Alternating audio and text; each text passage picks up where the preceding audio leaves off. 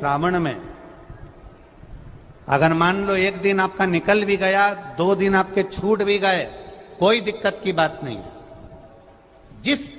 जो पेड़ तुम्हारे यहां लगा हो, जो पौधा तुम्हारे यहां लगा हो, जो वृक्ष तुम्हारे यहां लगा हो, जो क्यारा तुम्हारे यहां हो, कुंडी तुम्हारे यहां हो, उसी की मिट्टी को, उसी के पेड़ के नीचे, उसी पौधे के नीचे, उस मिट्टी को थोड़ा सा हाथ से उसको उठाकर एक लिंग की आकृति बना ले। उसमें जलाधारी बनाने की जरूरत नहीं, केवल लिंग की आकृति बनाकर उसी की पूजन वहीं कर कर, पानी चढ़ाकर 15 से 20 मिनट बाद अपना काम करने के बाद उसी को उसी मिट्टी में विसर्जन कर दें अपनी कामना कर कर। देव अधिदेव महादेव 2 महीने के बाद क्या देगा ये वही जान सकता है। सोमवार के दिन तू मेरे मंदिर के दरवाजे पर चौखट पर बैठ जाना, और दूसरा प्रतिदिन शाम के समय पर तू बेलपत्री के पेड़ के नीचे बैठ जाना। जो तेरी बेल वृक्ष के नीचे सेवा करने आए, जो शंकर जी के मंदिर में सोमवार को जल चढ़ाने आए, उसका जो पात्र जल चढ़ाकर जब वो घर लेकर जाए, उसके पीछे पीछे, पात्र के पीछे पीछे तू जाना और उसके घर में लक्ष्मी का भंडार भरकर आए। लक्ष्मी बेलपत्र के वृक्ष के नीचे तू विराजमान हो जा। उस बेलपत्र के वृक्ष के नीचे जो बुआरी लगाए, सेवा करे, चाकरी करे, एक बेटी को जैसे बड़ा करते हैं वैसे बेलपत्री के वृक्ष को जो बड़ा करे, बेलपत्री के वृक्ष का जो पालन करे, पोषण करे, उसकी संभाल करे, उस बेलपत्री के वृक्ष को जैसे जैसे वो उन्नति करे, वैसे वैसे उसके घर में समृद्धि बढ़ते जाए। उस जिसका खुद का मकान नहीं हो, खुद का मकान नहीं हो, किराए के मकान में रहते रहते जिंदगी बीत रही, खुद का नहीं, और बहुत दुख का जीवन चल रहा हो, बहुत कष्ट का जीवन, बहुत अपना खुद का कोई मकान नहीं, मान लो प्लाट है पर मकान बन नहीं रहा, या कोई प्रॉपर्टी अपनी नहीं बन रही, तो हम इस व्यासपीठ से कहना चाहेंगे कि एक प्रयोग अवश्य करिएगा, एक प्रयोग अवश्य। अपने आसपास के 5-6 बेलपत्र के वृक्ष देख लीजिए। अपने आसपास के नजदीक के 5-6 बेलपत्र के बड़े बड़े वृक्ष देख लो, या छोटे वृक्ष देख लो। उन 5-6 वृक्ष को धीरे धीरे उनकी सेवा करना प्रारंभ करो, उन वृक्षों को बड़ा करना प्रारंभ करो, उन वृक्ष के नीचे सफाई करना प्रारंभ करो, उन वृक्ष को जल देना प्रारंभ करो, उन वृक्ष को आप खाद देना प्रारंभ करो, उन वृक्ष की सेवा संभाल करना प्रारंभ कर दो, उस वृक्ष के नीचे बुआरी काटना प्रारंभ कर दो, झाड़ू लगाना प्रारंभ कर दो, उस वृक्ष के नीचे सफाई करना प्रारंभ कर दो। उस बेलपत्री के 5-6-7 वृक्ष को आप गोद ले लो।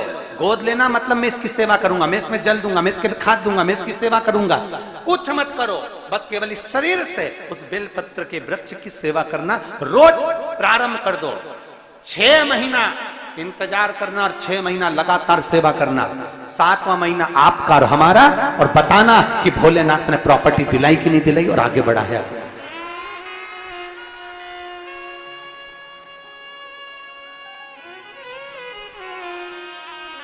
एक बेलपत्र का वृक्ष जिसके नीचे माता लक्ष्मी विराजमान होती है, एक बेलपत्र के वृक्ष के नीचे लक्ष्मी रहती है।